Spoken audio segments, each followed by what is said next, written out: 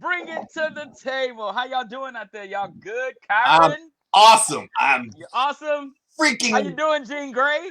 Gene is okay with hookah Jean and is vodka. okay. That's what I'm talking. You know Man, what? That's a winning I brought my combination. friend. I brought Jack. Oh, you brought Jack? Jack said he coming. Well, you know, I always have to be in fashion, so I'm drinking some haute couture You're so rosé. extra. You know, He's so so You extra. fancy, huh? Like just I fancy. always have to be, extra and in fashion, darling. Hold Of on a minute. Here we course, go. Y'all ready? Are y'all ready to pop man. Are off we the ready? third episode? To Hot pop off bottles the and third. models. Pop it by hey, hey, hey, Hey, Oh, shit, look. tink, tink, hey. tink, Taco tink, Taco Tuesday. taco, Taco You Tuesday. know, taco it is Taco Tuesday. Tuesday. I haven't had a taco yet. I'm behind the Look, curve. look, You look. are I the have my taco. tacos all day Glad you long. know. You know what I'm saying? I'm the only one Special on here sauce, You know what shredded I with mean? a cheese, taco. How about that? lettuce, pickles, onions on a sesame seed bun. Oh, you know what? We would be doing our audience a disservice if we did not do a disclaimer. CJ, would you do the honors? Yes, I will. Yes. Ladies and gentlemen, we thank you and welcome you for coming to Bring It to the Table. At this time, we ask that you lock your children up, put them back in their cages where they belong, and put them away so you no longer have to teach them, see them, or feed them. Because as of right now, for the next hour, we will be talking much shit. And it may even be about you. Oh, Oh, we might have to lock up some elderly people too, because some of my elderly family members Well, like, can you not say Lord. certain words? I was like what? You My know, mom said, the elderly, God bless you. Because God one bless you. day I hope to be there, I do too. just with all my faculties. My mom said, I love the show, but could you use a different word than pussy, please? You know what? It Can reminds you me use of boo-boo? that. hold it. When we talking about, what you talking about pussy? I don't remember bringing that word up, but my mom asked me not to use that word, and so It I'm going to reminds me curb it a of little bit. Mama, uh. girl, that word. Never mind. We'll talk about it later. She mom said, "Can It's you gonna remind escalate. me?" I already That know. is so funny. All right, I want to break open the topic today with Ellen DeGeneres, aka my mother calls her Ellen DeGeneral. So it has been reported by Insider that Ellen is a mean girl and that Mhm. she has been mean to her staff, to guests that have come on the show, and I want to know what your thoughts. I mean, yeah, the stories about it, they're saying that she's notoriously one of the meanest people alive, and I want to know what your thoughts are about Ellen allegedly mean girl DeGeneres. Hmm. Well, well, And mind you, she's worth $300 million. on the real, I found that the most successful people have been called assholes. Most of them, not all of them, but most of them are complete assholes. They get to a point when it comes to that point, when you get to that type of income, you get it starts off as an ego. And Mm-hmm. the ego is in place to overcome your lack, meaning all the noise that says you aren't good enough, all the noise that says you aren't shit, all the noise that says you'll never make it. And when you're this nice person when you start on the ride, but then when Yeah. so many people don't believe in you, and then you get to the point of fuckery where it's like, fuck you, I'm going to do what I'm going to do. I think it loses its gauge and barometer of the stopping point. It just keeps escalating to the point where my fuck you is getting bigger and bigger, and Uh-huh. it's gonna get louder. And it's So like, basically that old saying of when you say who you are before the money's gonna make you is gonna escalate whoever you are. definitely. Would she be considered mean if she was a man? Yeah. No. You don't You think don't so? think so? I don't think so. I think that when you get to a certain point, and it's funny as women, anytime we are firm and steadfast and we want things done our way, it is her show, Yeah. right? So I think that she probably has to be rigid to get shit done because of how she's probably been treated in her past. And I think being a gay female who's Mm-hmm. out and in this industry and on the front line, she has to draw her boundaries. And we're quickly, people think I'm mean.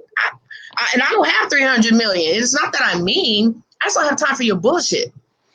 I think Ellen forgets that I'm sorry. Go ahead. No, people. I wouldn't call mean. I mean, but I claim it. I claim mine too. Because when my asshole shows up, he's that's all you get is the hole. Fuck the ass. Mine is provoked, and you got to provoke it. And I think sometimes my niceness, or sometimes it could be taken as weakness when you are being polite and sweet. But when it comes down to money and business and family and certain things, no, I have to bring her out, and now you're surprised. Okay, so let me ask this. I think there's a difference in being, one of my hated words, in being a boss than in being just flat out mean. And there was a thing in the 70s where Diana Ross was perceived to be a bitch all the time. Yes. And she made the comment, well, if I was a man, how would I be perceived? And then, the whole thing about, the boss came about and people said Diana Ross the boss and things like that. Do you think this is the same thing going on? I do. Okay. Because everybody's definition of mean is different. We have to define it from their perspective. And so she's getting on people who have chipped fingernails, waitresses that has nothing to do with her company. Oh, hell no. I'm not even feeling that. She's getting on hey, Kim. She's having a mad day with people, like different parts of her staff. She's having a mad day with them. And they're saying that she has totally ignored people on certain days. If people ask her a question that she's not ready for, she doesn't want people to look her in the eye. You have to ask somebody else the question to get to her. She's doing that type of thing. Well, I mean, Martin Lawrence is that way. Look, I've been called a metrosexual all my life. So, I mean, as far as I'm concerned, in the way I run my room, and Jay has seen it. If I see a woman or a man walk in and she's I will call somebody out in a crowd of 2,000. Exactly. I was like, look. No, they're together. I'm sorry, they're together. I'm just making sure. I don't wear nails. I might have to punch a bitch, so I don't have nails, but you need to have a manicure. You need to have your hair done. Yeah, you need to have. You come in raggedy. I don't give a. Your shit's raggedy. White, black, Puerto Rican, Asian, purple, yellow. If your shit's raggedy, I'm gonna be the first one to say, "Hi, how you doing, raggedy?" That's right. You will. I get it. I mean, I don't know what her standard is. And wait, how you doing, raggedy? He will do it. He will do that. I think she's projecting her inner demons. If this alleged thing is true, I think she's projecting her inner demons. You only treat people that way if you're going through a shitload of things. I mean, her clit can only be so big. That's right. And I'm sure she's seen a lot of she walking around and, she probably thinks she's King Dingaling, but she only got about 2 inches. Think about all the demons, though, the industry attracts. You go into defense mode quick because you got to protect yourself, your empire, your foundation. You got to protect who you are. You go through these stages of fame where you don't know who you are sometimes. Most of them don't. And I think that she could be unhappy in some places. Like Kay Santana says, yes, that's probably true. But we don't know. We're only hearing that from certain people's perspective. There are certain people that think I'm approachable, but there are certain people that think I'm unapproachable. So I too can relate to this, even though I really don't talk about a lot of this because I think it's just whatever. Because most people who say negative things about me just don't know me, period. A lot of folks think the persona CJ on stage is who I am off stage. Same here. And a lot of them cannot handle or don't know the difference between the two.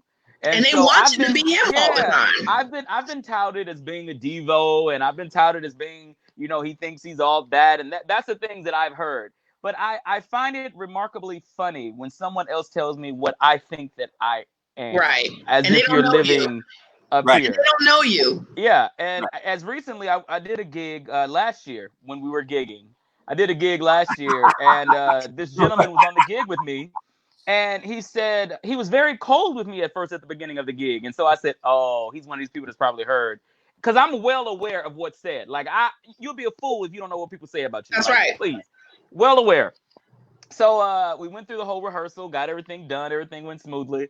He then said, I went to him and I said, hey, so has your perception changed? And he was like, what are you talking about? I said, I know exactly why you were treating me like you were treating me. And he said, what do you mean? I said, what have you heard? He said, yeah. I said, you heard probably that I was a Devo, he was like, yeah. He was like, but man, you come in, you know your stuff, you had everything together. He was like, you were asking questions, you were helping other folks, blah, blah. He was like, totally changed my, idea. I said, let me help you out with something. Those, not just me, but those who talk negatively about most people are the ones who don't know them. That's right. Know? I'm not even going to say they caught me on a bad day. You don't know me. But the key thing you said is you're well aware of what people say. Yeah. Can you imagine how aware she is of what people say? Yeah. And that she walks through a door and they already have a preconceived notion about who she is. Yeah. So she's in defense mode. J-Lo went through the same thing. And I'm a firm believer, if people are not talking about you, you ain't doing shit in life. You ain't doing shit. Did you say J-Lo? Yeah. I said Jennifer, whatever. She got more rings than Thanos. I know who you're talking about. Yeah. Thank you, Kimberly. Thank you. Kimberly. Yes. When you aren't living your life, if people aren't talking about, who are the people that you don't talk about in life? Motherfuckers that are buried. You don't talk about them. They dead. They ain't doing shit. There's so many dead people walking with embalming fluid. That's why there's an audience. I want motherfuckers to talk about me. I got motherfucking haters from here to fucking Pluto, not Egypt, to Pluto. Nigga, please talk about me. Pat Williams said, if you ain't got 14 bitches talking about you, bitch, you better try to figure out how to get to 16 before the summer went there. Well, let me tell you what my mama told me at 23. I was so worried. I think I did American Idol and I didn't get it or something. And I was like, man, they said I sound like this. They said I look like this and blah, blah. She said, let me help you out with something, son. You're going to have bills and gossip long after you die. So why are you concerned about it now? Bills and gossip. I grew up having to be concerned. That helped me. I grew up like you. I grew up being concerned about people. And I do care about what people think. I just want to, in fact, I'm gonna give a tribute to all of my vegans right now. You know what? Because I care so much about what the fuck it is that is pasteurized. Is that fucking chicken? What is that? You know what? I am so mad at you. Is that Popeyes? Is that Popeyes? And are your lips greasy? They are greasy, like he done been bathed in Vaseline. I'm so mad. I am so mad. I am so mad. I don't know. Right. I'm okay with that. So you know. So talking about the 300 millionaire club or whatever, I believe, Jay, you had a topic of Magic Johnson's life insurance company to distribute $100 million in federal loans to minorities. Yes. Right. You know, Magic always makes me proud for the things that he does. And Herb is the man. People with money get so much scrutiny about what they're not doing. Yeah. And I love the fact that that's on the front line, you know, and for minorities of all color to be able to tap into this. What made me, I looked at this story and somebody was really ragging on, what's his name? Tyler Perry. Yeah. Really bad about how he does this and how he does that. And I'm like, why are we so hard on our own? You know what I mean? Like, this man was living in his car. He built an entire studio. But then you got Magic Johnson who's saying $100 million. You know how many businesses he can keep afloat with that? Like, we gotta praise that. It made me so proud to see that. So, you know. I think it's amazing. Magic Johnson, if you look at it, this man has done some amazing things. I mean, as far as the community, when he had all the 24-hour fitnesses, when he also did the TGI Fridays, the Starbucks, the Starbucks, and he made sure that his name was in the urban areas, you know, to uplift our communities for folks who were looking at that as a beacon or things like that. I believe he's done some amazing work. I believe he's. It broke my heart when that Starbucks shut down. You know, that Starbucks in Ladera. Yep. And that was an iconic place. It was. I used to go there sometime after rerehearsal when I would go over there, like for a theater rehearsal or something like that. And you would see the OGs, you know, sitting playing dominoes and chess. Yeah. I was cool with it until somebody came and asked me what set I was from. And I said, you know what? No, and I was cool with that because I told them, you know, I just came from the Disney set, nigga. Where you from? I'm from the Benjamin set. What set you from? Don't come at me with about sets. And again, Magic Johnson is so cool and so powerful. I mean, this man cured himself of AIDS. What Yeah, else? I wanted to highlight him and say hats off to you, MJ, because that 100 million, we needed it. Yeah. So. And you see that celebrities are now, there's a hashtag going out called Pay Direct. Mhm. And Andra Day on her Instagram today, what's up, Andra? She's a friend of mine. Or some people say Andra. She did a hashtag and she's doing Pay Direct. And celebrities are actually putting money into people's hands instead of having them wait and go along. They are literally, give me addresses, give me their financial income, boom, putting in their hands directly. So I think that hashtag direct pay is yeah. We can talk about the pandemic all day and how bad it is, but we gotta highlight the good that has poured out of it. Yeah. I see some women get some money, and I saw some of the hair they bought. What kind of good we talking about here? Because the shit they wear right now, I'm just trying to understand. No, I'm not. No, we there. I'm talking about the raggedy ones, the ones that you can tell the shit's nappy up underneath the Amazon. This is my I Dream of Jeannie ponytail. Bitches, don't complicate this shit. I ordered my shit from Amazon. Boom, pow. Hey, I will blink the nigga away in a second. Quickly, blink, poop, nigga, poop. Be gone. Well, you know, right here to see if there's some tracks, nigga. That's what it looks like. A train wreck just went through that mother. Nigga, no, you know, I hate seeing the women with the lace fronts and then they put it in the ponytail and you see the kitchen in the back. Let's talk about that for a second. And especially when they wear the blonde and then you see the black kitchen. I can't. And I've seen some bomb lace fronts, y'all. No disrespect if that's what you wear. The front. That's what they call the lace front. What about the lace back? Lace back. Because the lace front be on point, but the lace this wig shit is out of hand. Okay, I'm just gonna tell y'all that right now. When Cardi B had me cracking up when she said somebody pull the wig off doggy style. Their foreheads are like way up here. I'm done. Their foreheads are, and then you see the baby hair. Like, girl, you know your baby hair. Girl. The baby hair. This has got to go away. Baby hair and eyelashes looking like snuffleupagus. Them two things. It's time to go, sis. It's time to go. Let's stop it with the bullshit, with the baby hair and the eyeglasses looking like you're gonna fan somebody down. Here's what I don't understand. I can't do it. I'm trying to understand how you look like you've been chewing on firecrackers, but you got a lace front on that's laid.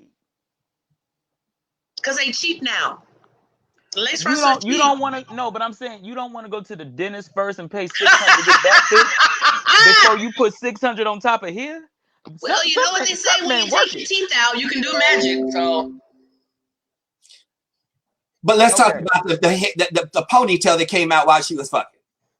That's Cardi B. Cardi B says that happens to her all the time. That don't happen to me. Don't pull my hair. I was on tour with Bobby Womack, right? And in 2011, and there was, you know, a certain person in the tour who was in love with Bobby Womack. And one of the ladies said, he don't want you. He don't want nobody that can go and put their hair on a dresser and get into bed. You know what? I sew mine on because I know if Rob grabs it, it's not coming off. Well, what is he doing to grab it? None of your business, boo. Now, you know what I do? I like the sauna feel. I light up a whole bunch of candles, and just in case she melts, I know that it's time to go. You know what?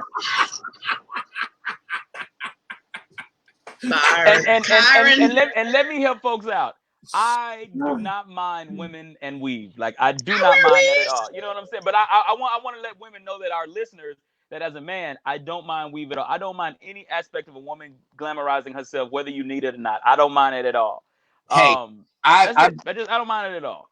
Let me tell you why I don't wear lace fronts. You have to touch them up every 2 weeks. I hate going to the salon, and I have a salon family.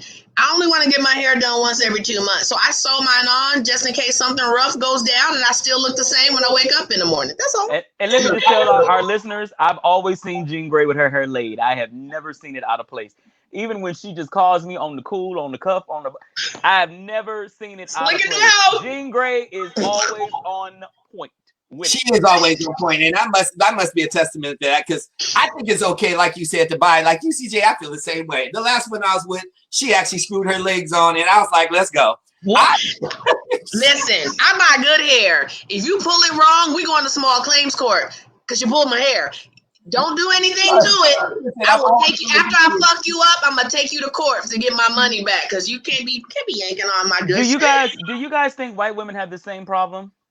Yes. Let me help you with something. Extensions Plus in the Valley was a white only hair store for years in the 70s and 80s. The difference is they hide it differently. They was wearing wigs and weaves way before we were. Look at them old English videos with the men on with the weaves in the courts. Extensions Plus is one of the expensive places to get hair, and it took a long time for Black people to be able to go get hair from there. Yeah. They've been doing it for a long time. Some of them need it because it smells like a terrier. Uh-oh. One more time. Happened? It smells like a terrier. You know what? Hey, can we keep it real? Is this the real? Is this Kyron? Can Kyron speak? It smells like a terrier. Well, I wouldn't know because I don't mess around with them, but you would. So parks, I used to hate when white girls get in front of me and they are like on these wet rides or something like that, and they flip that damn hair, and I'm like, yo, my dog is at home. Well, I keep mine long, so I flip my hair a few times, and if it gets in your lip gloss, bitch, you too close. I'm just gonna invest in wax for some because they just don't understand. Some just need to understand the wax museum is in full effect, and you need to just go wax. And y'all stop telling people that white folks when their hair is wet, it smell like wet dogs, because it doesn't. Sometimes it smells like white rain. Who said that? Sometimes I didn't say that. I didn't say that. That used to be that used to be the old saying though, and that's an old Black myth. I want to friend my white friend. Wet dog and baloney. It smells like. Okay, I said it. I don't believe it, but I said it. Yeah. Well. Well, that's not true anymore, right? Because they can now plump their lips up with Kylie's lip gloss that seems to have given her an entire makeover in her face. But yeah. Look, I done said before, when she was a little girl, her name was Helga. She went from Helga to Helen. Here's my problem with all of that. You gonna have babies with these bitches, and your baby's gonna come out looking like the way they did before they got plastic surgery. Then what? Then what, honey? Well, you know what? These little kids, when they grow, they be about 17, 18. Mommy, how come I don't have a booty? What? How come I don't have breasts? Well, I have that problem. The only thing I got from the white people in my family was no ass at all. They didn't leave me a fucking trust fund. I didn't get no 40 acres and a mule. I got a blonde piece of hair that grows out of the side of my face and a flat butt. And it's okay. All right. Well, speaking of flat butts, have y'all heard that Wendy Williams is taking time off? Y'all heard about that, right? Please, what the shit? Okay, let me show y'all what Wendy Williams is looking like now. Like I've been saying for weeks, like I watch Wendy Williams at home. Wendy Williams is looking like she's going through. Like Wendy, you in danger, girl. You in danger, girl. You know what? I'm very comfortable talking about her. And when Wendy is at home, she's moving around and she's like, I just really want to, how you do it? How you do it? But she talked about so many people in her past. And she's trying to open stuff, and it's like taking her a long time. And so. Because like Whitney said, it's been reported. Crack is whack. Entertainment Tonight is reporting. I am the greatest supporter of our people, but I'm telling you, I tried to watch the show, CJ. I mean, I sat there. I literally sat there. I positioned my glasses like this, and I positioned like this. And I took them off. I was just like, I can't even call her a man. I can't call her a woman. Why can't you? Let's talk about that. Because she don't look like she's human. I never seen her pregnant. And if she is a man, I'm okay with that. You like it? But I think she is. She's extraterrestrial. No, she's something from another planet. And like you said, she talked about people so bad. Then she goes to her ass beat by her man. Then come out. Then she want to go and dress, take time off from her show, come back like, oh, I relived. And then want sympathy. You done talked about everybody's business. Well, and now you want sympathy. It's been reported that she took some time off because she has Graves' disease and she's trying to handle with that. She got an ass. Now, I know. I know people. There's somebody in my family who has Graves' disease, and I'm not sure if it affects everybody differently, but they don't look nothing like that.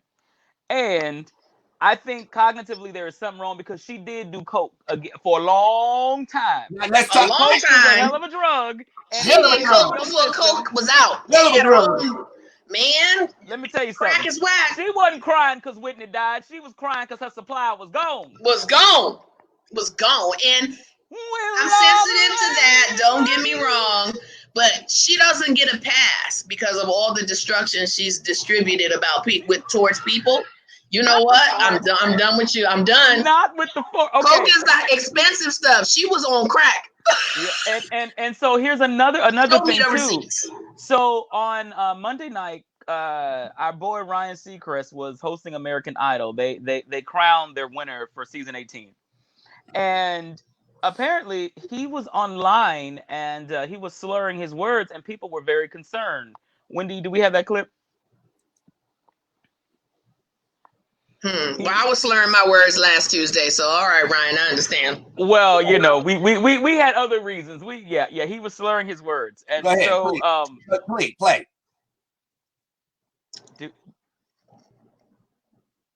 Well, in the meantime, before we have that, people thought he was having a stroke online. Like people thought he was actually having something going on with him cognitively, and it turns out what his agent said, because there was something wrong with his eye was doing one of these numbers, and he was like, and so people really thought that he was having a stroke. Well, apparently his agent and his management are saying that he was just very tired. He's been burning the candle at both ends, and that he took the day off today to rest. What are your thoughts? We've had but how many stories have we heard about celebrities who've been burning a candle at both ends and just had a breakdown, and the whole world was able to see it? Mariah Carey went through that. Yeah. Good point. I think that's probably true, and he should get a pass for that. It's a busy life when you are to his level of performing or whatever he's doing at that moment. He probably had one of those moments, and we gotta let them be human sometimes. We can't dehumanize people. I agree. I concur. I don't endorse the drug game. Well, unless you're selling it. Put that brick down. Oh, I'm sorry. Never get high on your own supply. 10 crack commandments. Crack is whack. Show me the receipt. He is my he's my brother-in-law's client, and I know how hard he works. I know that he has actually been what is it, the poll or the not elected, but whatever the fuck it is, when you voted. He's been voted being the hardest working person in the industry for 2 years in a row. Yeah, I mean, this brother does. And right now he's currently on 4 shows. Oh, come on. Idol, his show with old girl Kelly, his personal radio show, and his stuff he does with Disney. Not including his clothing line and the rest of the other diversified streams that he has. I give the boy props. He earned slurring his words. Let the boy slur his words a couple times. Shit. Yeah. Leave him alone. All right. So there was something in the reports yesterday about Whoopi Goldberg. Do y'all watch The View at all? I saw that. Okay. I turned it on just to see how ugly they look sometimes. So Whoopi and Megan have gotten into it before, but this time Whoopi can mute and go to commercial like nobody's business now, because everybody else.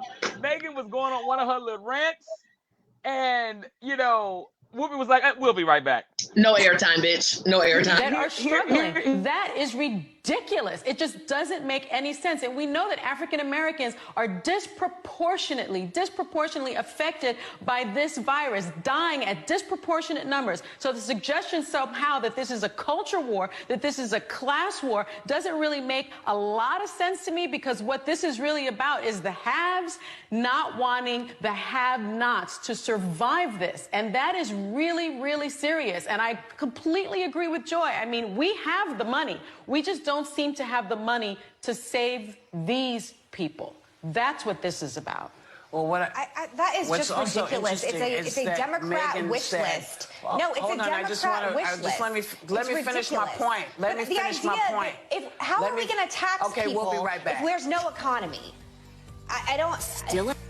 Still ahead.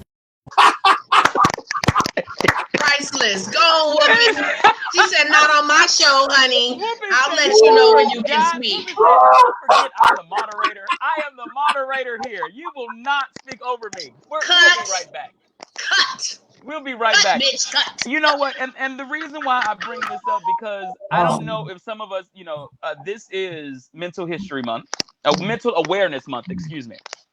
And I think, mental history. And I think that Megan, since her father has passed, has not gotten the help that she needs. I watch the show every day. I love all the ladies. I've been on the show before. I love them, love them, love them, love them. I just feel that Megan has not taken the time to heal properly from her father dying and to just, you are so funny, Kyrie. I can't stand him right now. And to just have a breather, have a moment to breathe. And I think that when you're on a high pressure job, your husband is a journalist. He's also a Republican who does his own website. That's what his job is. And when you're coming from the McCain family, and I said McCain, I didn't say Klan. Should have. You kind of have to chill for a second and get that mind together. And I think for a long time, Megan hasn't had it together. I mean, you can say that about Wendy Williams. You can say that about, Ryan Seacrest. You can say that about Ellen. I think that this quarantine, because Ellen has been saying all along that this quarantine, her home has felt like jail. Yeah. And people have gotten on her for saying that. They're like, how does your house was like $30-something million?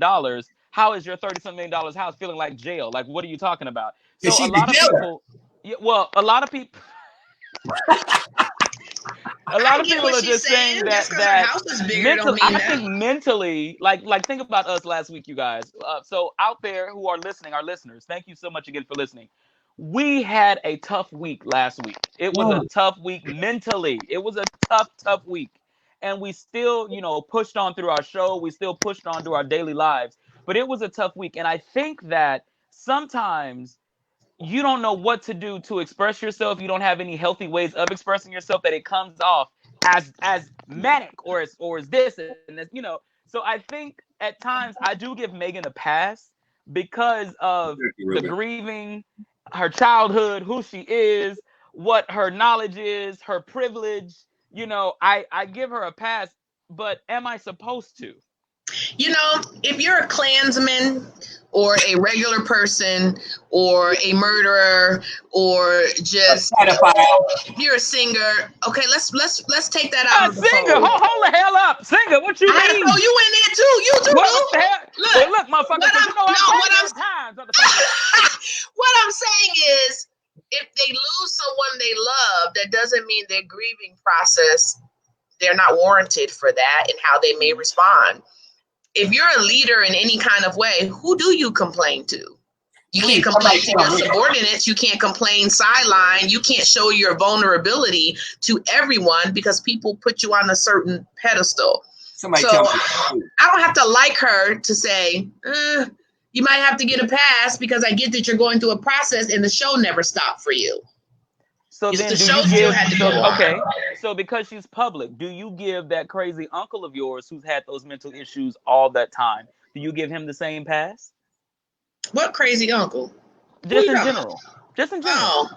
Well, he's not on TV though. He doesn't have a following. He doesn't have that same degree of responsibility, right? So when I do have those crazy family members that back out, I do have to say, well, you've been smoking crack for 20 years. You know what I mean? Like you gotta do you have to answer to that or to other people in some kind of way, and it's smaller at that level. But when you have a following and you have a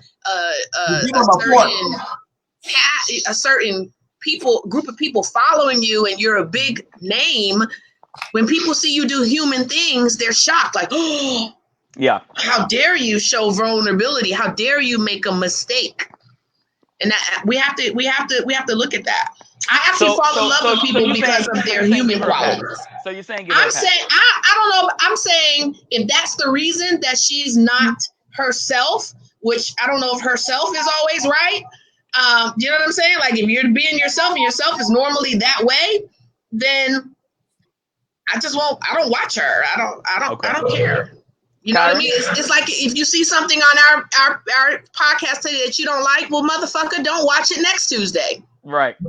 Yeah. Kyron? I totally agree.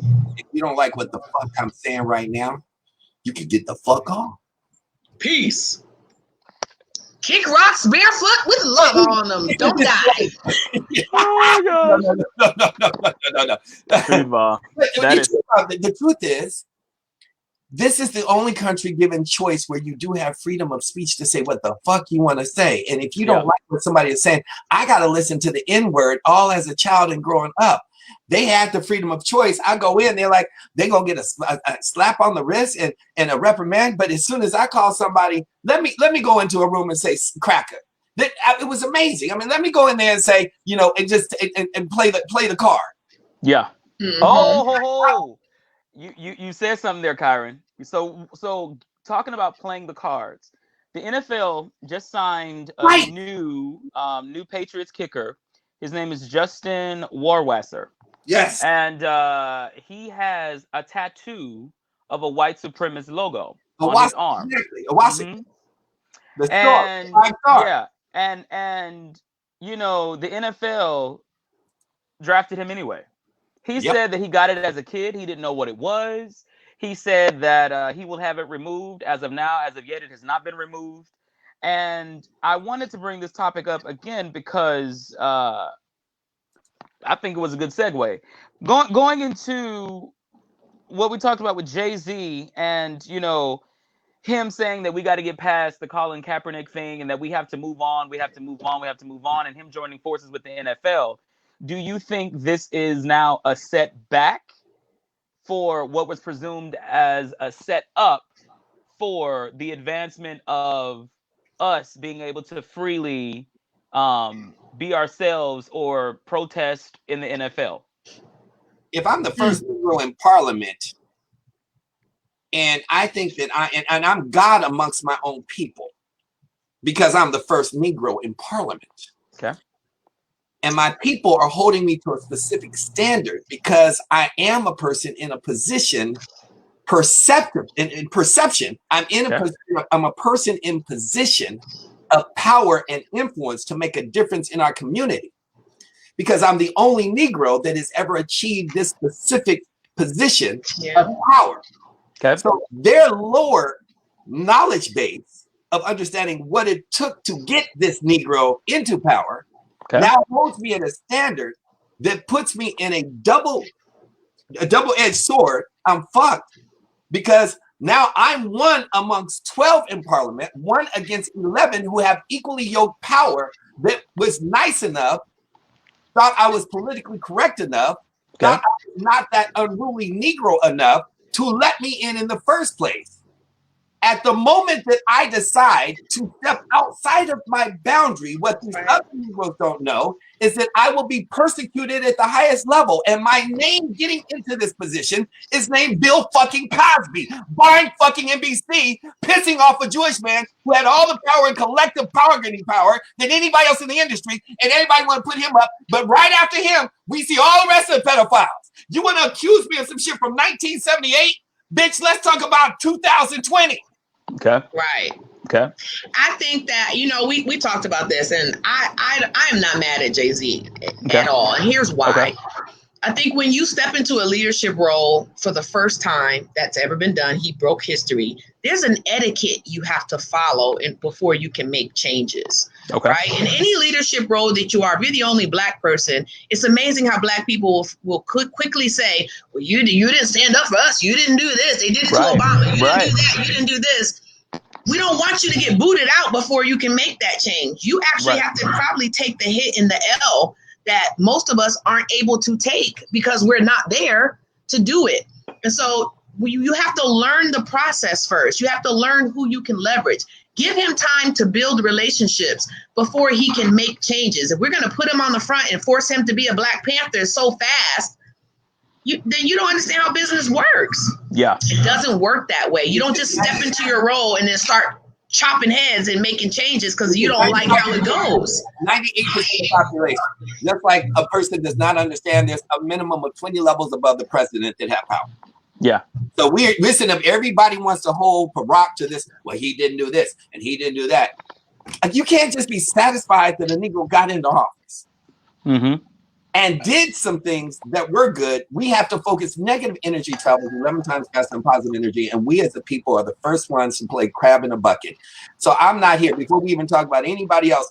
So if anybody in the audience has an issue with us talking about the racial issues, the white woman, the white man, the Black, this, that, and the other, understand we got a problem with ourselves first. I got a problem. I'll speak for my damn self. I got a problem with ourselves for our lack of knowledge, which lives in a word called ignorance. Yeah. Of not understanding the game, which was what, Jay just talked about. Is like, just to get in that position, just to be in a position to be a part of that power core of where Jay-Z is living, and to have, I can't even imagine. Well, actually I could, but I mean, the average person cannot imagine the scrutiny that he has to go through. New level, new devil, right? And I think that whatever you learn, like for example, whatever you use to fight your battles and you're at the level you were at, when you go to a new level, a lot of times those things don't serve you in the new level. You got to learn a new way to fight, right? And so physically fighting, I was a fighter in high school. I was expelled from 2 districts. I was always physically fighting. When I learned business, you can't physically fight. If I punched you in your face because I didn't like what you said, I got fired. So I had to learn to fight you a different way. Let him learn their way first. Let him be the student in that environment. He's the new guy. Then he'll know how to fight for us in a way that's acceptable to them. He's on their level. He's on their playing field. So we have to give him time to be strategic enough to gain the knowledge that he needs to know to build a relationship with the people that can make that change first. This is premature. This guy with, coming in like that, I'm sure he doesn't like it. But are we that naive to believe that there aren't Klansmen and racist people of power in the NFL already? Right. More threats than any other president in history to date, including Trump, who specifically has crossed every line. He's crossed the racial line, the Mexican line, the China line, the gay line, the polygamy line. He has crossed every fucking line blatantly. Right. I dare you to fuck with me. Well, I hope that he has much success. I do think this issue needs to be addressed, but I'm sure it needs to be addressed a certain way. I'd rather him address it in private and let it go away than not address it at all. But there's a process, and you have to, there's corrective action. You have to give people the ability to correct it. And I'm sure that process is going on where we can't see it. Okay. Because with the public thinking, his argument was, we have to get past, Colin Kaepernick. We have to, that was done, but we have to get past that. And now, since this guy has come in, who is a known white supremacist, had a tattoo on his arm, and the NFL allowed him to come in, the argument is, and now, how is Jay-Z implementing change? And so that you guys made some really valid points on that. Because, it takes time. It does take time. But on the same thing, here's what I always wonder. Why is it that we all, well, I guess I'm going to answer my question myself, but why is it that we always have to come in through the kitchen in order to implement that change? Is it because we got to see what ingredients they're using while they're cooking? That's just how the game has been set up. And if we have to if we have to sacrifice one of our own to get in that kitchen, to get in the house, to learn this process, how else will we gain power? Gotcha. That's the only door that's open. How else will we gain that power? Gotcha. So they're saying this people have to remember we're only 50. Who's going to be brave enough to walk through it? Absolutely. Because, I think people forget that we're only 55 years outside of Jim Crow. That people. I had an argument. Well, actually, a great conversation with a friend of mine who's from South Africa, And we talked about apartheid, and it was over, and I believe in '92 in South Africa, because Mandela was released in '90, and I think in '94 he was made president, right? If I have my numbers correct. But he talked about how Mandela, with apartheid, of course, is just like Jim Crow, but apartheid and with Mandela, he healed his country. He brought the two races together and healed them. It wasn't just a washover. It wasn't just okay, this is now law. You can do this. Go ahead about your life. It was actually a healing process going on. And he says that's what a lot of South Africans miss the mark when they think about America, because America, to me and to him, never healed. America just moved on. When we got our rights, we were able to vote, and we were able to drink out of the fountains, we were do all those things. We were just able to do it because it was law. There was nothing bringing us together communally to say, you know what, you are my equal, you are my, you are an equal man, you are equal woman to me. There was nothing of that happened. We had to mobilize. Right. And so that's why I have a hard time, thinking about the white and the black thing, and why you don't like it because of my color, and why I have to do this because of my color first, and why I gotta go this low and then to creep in because of my color first. It frustrates me, and I know it frustrates a lot of my generation, who are the millennials. I want to say this, and this is in Byron Nelson's words. I know Kyron is here, but Byron, one of the things he's always said to me that has stuck with me is you can't bake a cake faster than it's supposed to be baked. Yeah. Period. There's no microwave for it. There's no shortcut. The cake is going to come out fucked up if you don't put the right ingredients in it and you don't bake it the way that you need it. Let Jay-Z bake this cake. Yeah. Okay. He is by himself. Yeah. He is alone on this island, and we don't know what's going on behind closed doors. Let him gather all the ingredients together. Let him finesse it the way that they'd like to hear it, have it done. And then he can perfect it and build it a different way. With the Nelson Mandela analogy that you gave, that didn't happen overnight. Healing, you can't force a cut to heal faster than this. Your body will allow it to heal. So the Colin Kaepernick thing was done when he got to that place. It was done. Yeah. He couldn't go back and make any changes, but he can help be the voice for us so that these mistakes don't happen again in the future. That's good. That's good. Because I was just saying, name a person who has not been sodomized, cut down, broken down, that was of color, that was on the rise. I mean, you look at old boy, it came from the Fugees that went over there to Haiti. I had to look it up. That was 2010. Mentally, I got a lapse of time to understand. I was like, because it seemed like it was yesterday. I kept looking and he's taking over and he's raising money, he's raising funds. And all of a sudden it's like, poof, he just disappeared. Yeah. Nobody's heard a word. Yeah. Name any person that has risen of power of color, and poof, they just quietly go away. But everybody wants to show up for the finale. Nobody wants to be a part of the process. So true. The process we are not privy to. We're not present to it. We're not in those boardrooms. We don't even know what his true agenda is. So how dare we judge him based on the things we cannot see? And we haven't done what we need to do as a people individually and as a collective. We're talking about collective bargaining. We go straight into colonialism. This is my corner. It's the ones that are living in the audience that have the biggest voice, because they ain't got shit else to do but talk about somebody that's just doing some shit. And we'll be so fast to say, well, what has he done for us? Guess what? Yeah. What you're really saying is, what has he done for you? Which you don't know. I agree. Well, just like Master P and his son came out with their own ramen noodles.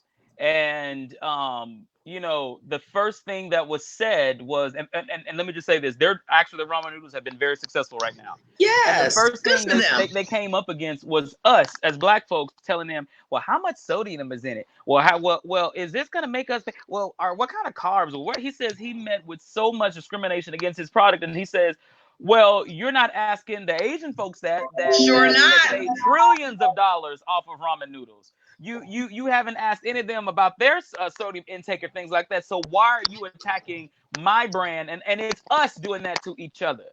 And I'm wondering, will there ever come a time, like, because I'm telling you, Asians stick together like excuse the pun, white on rice. They stick together. Them Asians, they will live in the back of that house after they done sold you $25,000 worth of shit. They gonna live in the back of that house for a minute, like 6, 7 of them. And I'm wondering, how come are we still in the slave mentality of when the master would separate us and make us feel who was different than each other because of the skin color or the classification? Are we still in that mindset that you will not outdo me? Yeah. Because it's far in between where we see in the media where we are genuinely happy for each other. Well, I'm happy for both of y'all. I love both of y'all. I love both of y'all. You know, the rest of the world. You know what? I'm happy for both of y'all too. But you know who else I'm happy for? I'm happy for me. Like Snoop Dogg said, me, bitch. I want to thank me. Thank me when he got his start. Yeah. Because in case you're not happy for me, it's okay. It wasn't for you. It wasn't for you. Well, that's all right. Tell you something that make me happy when Jay-Z's wife, Beyonce, H-Town, you know what I'm saying? H-Town is going down. That's my hometown. That's what we do down there. When they came out with that Savage remix, bro, I can't go and shake my flat ass to that. Let me tell you something. I have been jamming that since it dropped day one. I'm talking about like second one. I've been jamming that because you just don't get no better. Megan Thee Stallion, big ups to her. Like, I'm telling y'all something. If y'all just looking at her outer image, fuck it. You ain't gonna like her. If you listen to her words, if you get involved with her personality, if you looking at her like Byron eating that chicken, hey, I'm telling you. First of all, Megan Thee Stallion is a very smart woman. Very smart, very smart. Intelligent student. Let me give you a little internet tip. Her label was holding her record, right? And so because of some, publishing disputes and everything like that, they would not let her release her album. And she was like, everybody's like, what about the singles you have out? She was like, well, I can only, do those couple of singles. I can't do anything else. So she went to Beyonce's New Year's Eve party, and she says her biggest wish was to have Beyonce on one of her records. And she said all she did was ask. Ask not, have not. True. Closed mouth won't get fed. All she did was ask. And Beyonce was like, she said Beyonce called her personally. Her assistant was like, Beyonce on the phone. She's like, Beyonce who? She said, Beyonce's on the phone. And Beyonce was like, let's get it done and let's do it. It is now number 2 on the Billboard. Right. And Nicki Minaj and another female black artist is number 1 on the Billboards right now. So you have 4, which has never happened in the history of Billboard. 4 female black rappers are on top right now. And I think it's an amazing thing. Yes. And it's a hot song. Yeah, it's a hot song. Classy, bougie, ratchet. Only thing, I just wish I could be out smoking hookah, shaking my. Well, you know what? I do have to jump to put my jeans on because I got hips, so I'll take that. That line talking about if you don't jump to put jeans on, baby, you don't feel my pain. You don't feel my pain. A lot of women love that line. Look, I'm gonna tell y'all something. I wrote me a verse to go along with that. Can we play it? I wrote me a verse. I'm gonna let y'all hear it real quick. Please play it for a second. Classy, bougie, ratchet. Okay, please, so look. I gotta hear it. I be walking in the room feeding haters while I'm snacking, picking meat up off my teeth. I say, what's up, Carol Baskin? Back up off my neck, 6 feet, you forgot. After me comes you, cause you the afterthought. I'm the best thing here and you the best they got. I'm fanning verses like a sermon, like the church when it's hot.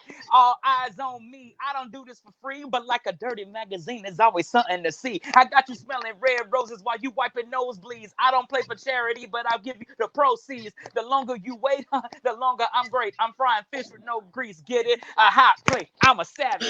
What? Classy, bougie, ratchet. Ratchet. Yo, I went on there and joined in. That shit. I was so excited when that came out. One of my other Virgo friends, because I rep for us Virgos. I know.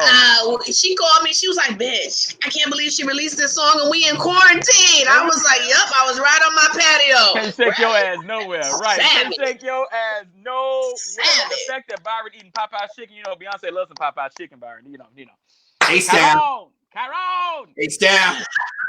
Thank you, Sharnette. I'm saying H-Town going down. You know what? Since we talking about artists, I meant to ask you, CJ, because this is your world. Yes. When two artists beef, do you pick a side? It depends what her name is. When 2 artists beef, do I pick a side? Like when Nicki Minaj and Cardi B beefed. No, I'm gonna tell you why I People don't. took sides. I think it's stupid because talent is talent.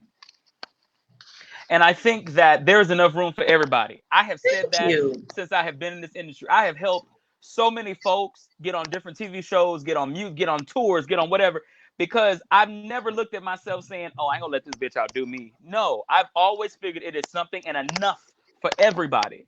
And I think when you have a beef, I think it is the most stupidest thing with somebody. Because first of all, Cardi B and Nicki Minaj beef, Cardi showed her what time it was. Cardi was like, bitch, I ain't got time for this. Because she went to shit. Let's go. But I think beefs are just really, really stupid. I think that shows your line of insecurity in a very, very public way.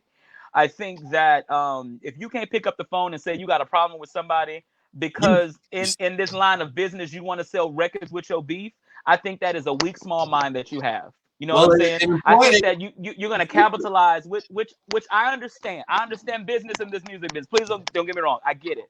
But you want to capitalize on the fundamental stupidity of people, which is what I have a problem with. I have a big, big problem with that. And you want to sit back and sell your records and wonder why your life ain't what you want it to be.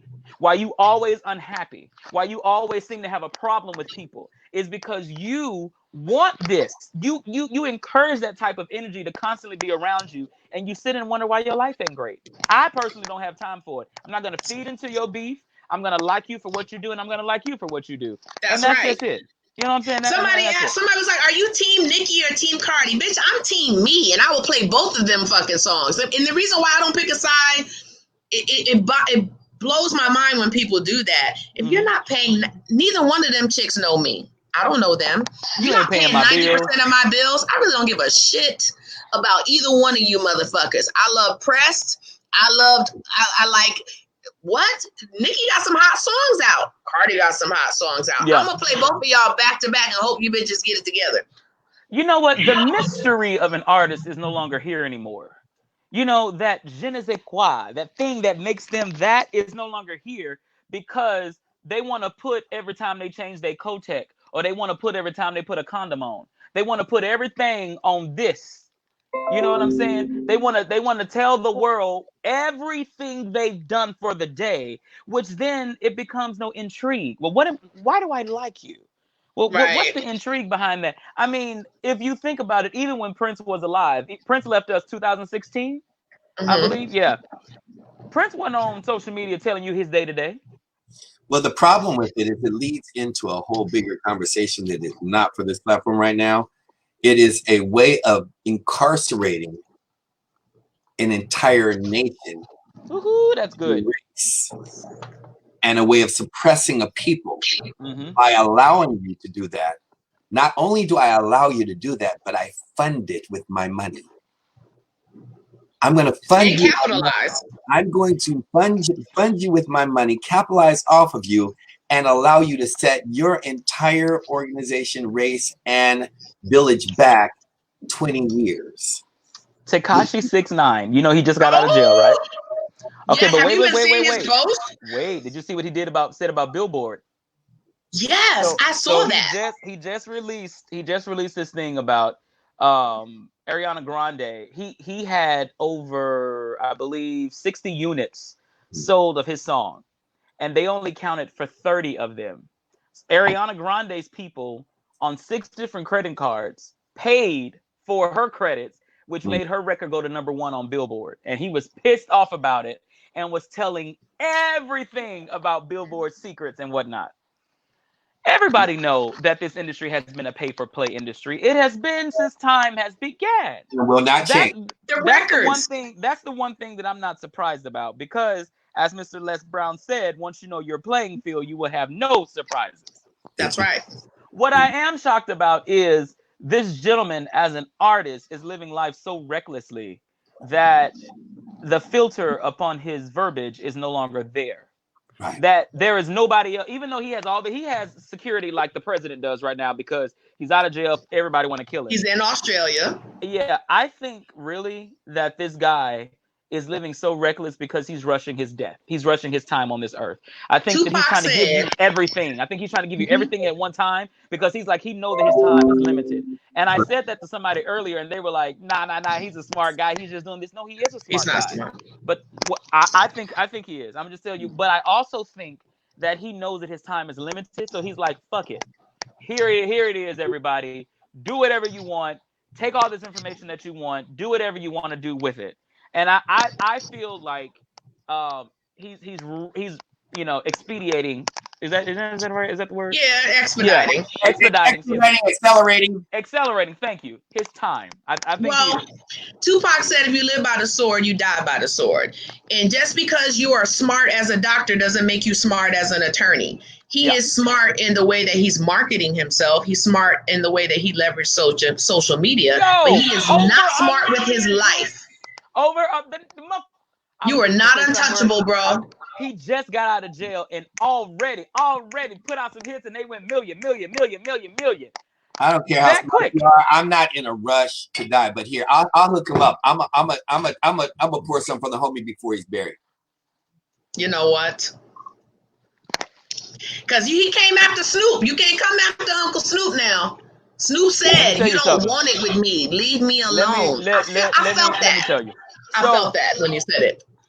I think we have been extended. Mm-hmm. What do y'all plan on doing with this extra time? Well, I want to give a shout out to the class of 2020 because here, I watched Obama's speech and people are making jokes. They're like, "Oh, these are the kids that are going to be running the country that have been homeschooled and dealt with the pandemic." And it was something he said in there that was just so profound that they're going through something right now that the adults in their life don't even have the answers for. Yeah. We can't run in and fix this for them. They're having to figure it out along with us. And I'm really proud of them and grateful that they are going through this process with us, because I know it's gonna spawn some amazing leadership and survival skills that are different from ours. You got a baby boomer, you got a Generation X, and you got a millennial here. This other generation is about to do some different shit because of what we've gone through.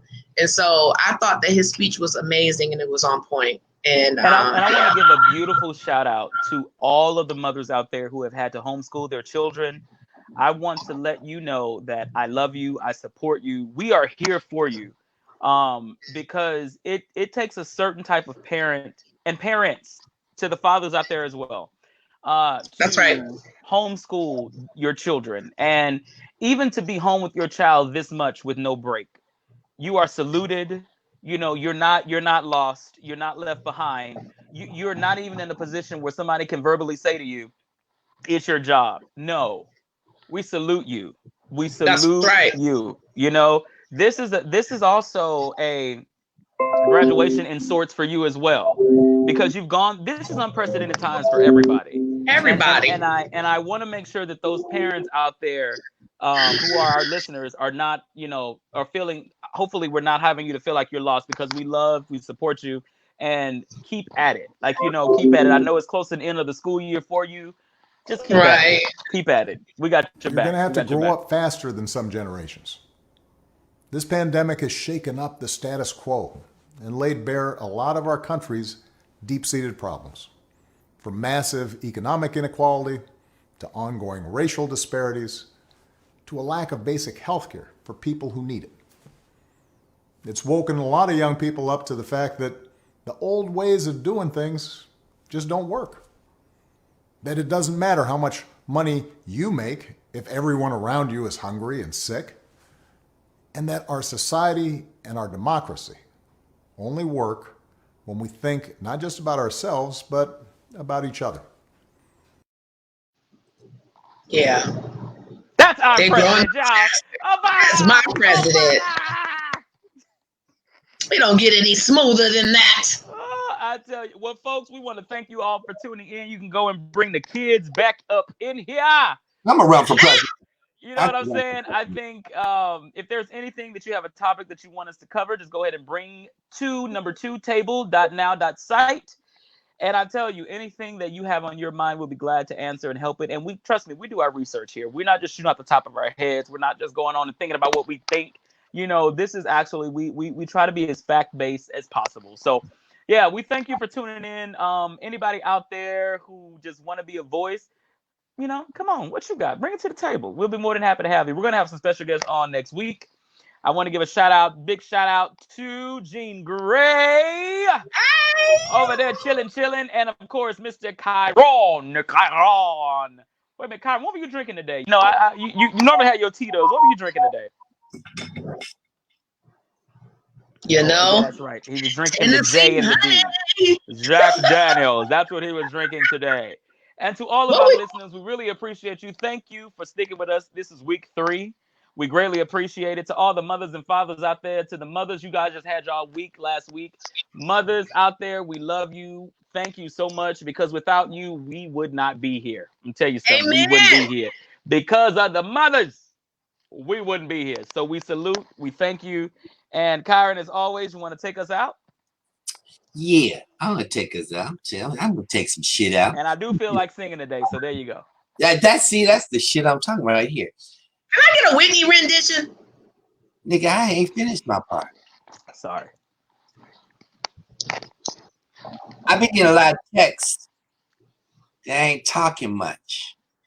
Do you see these two motherfuckers to my left and right?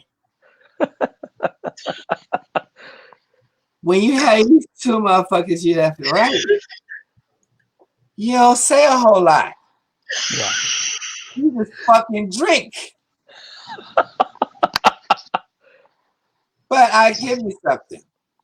I applauded them before I came on tonight because they have done their due diligence to give y'all some content.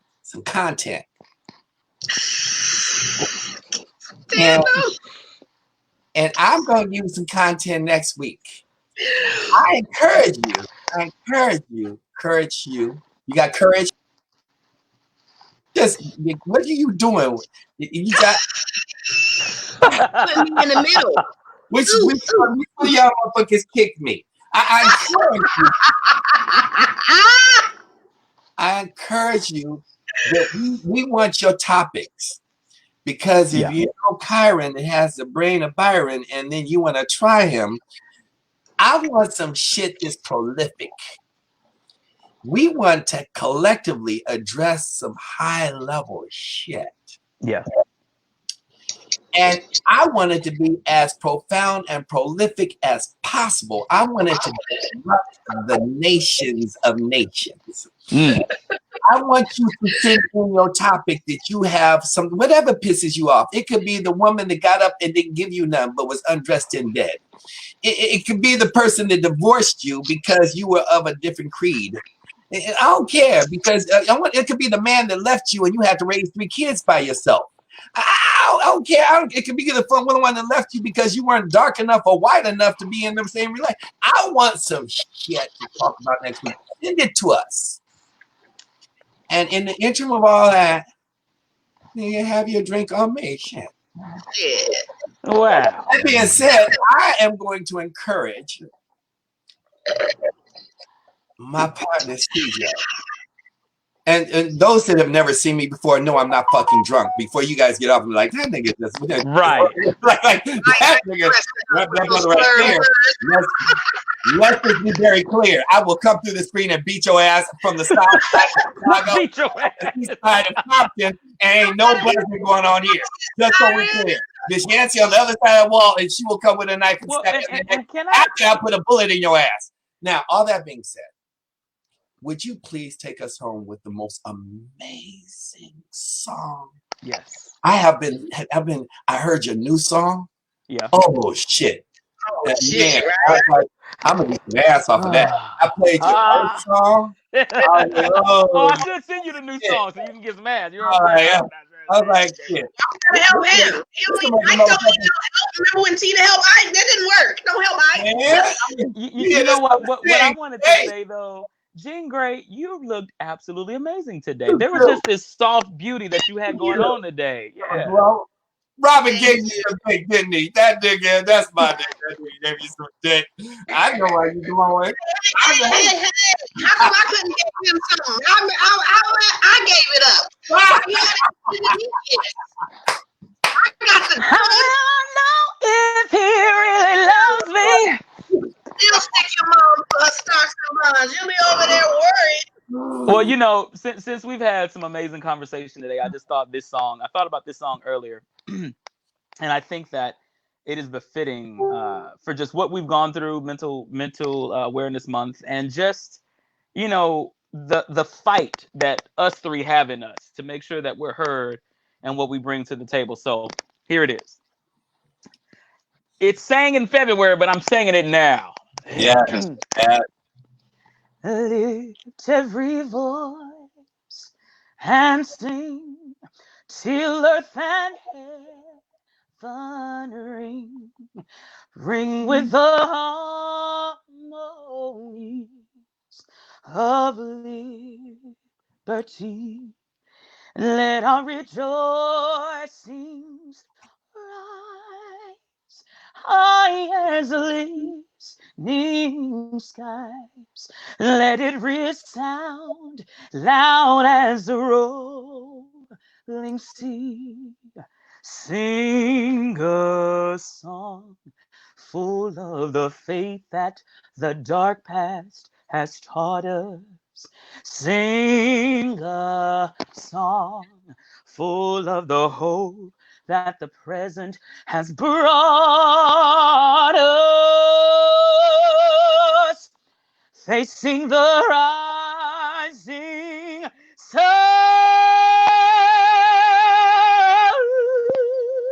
of our new day begun.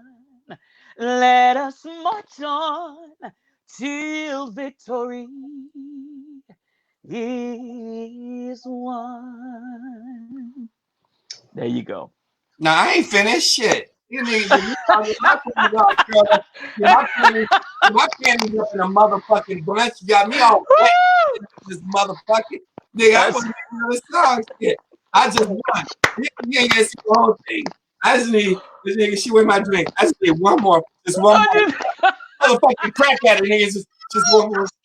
Folks, we thank you for tuning in.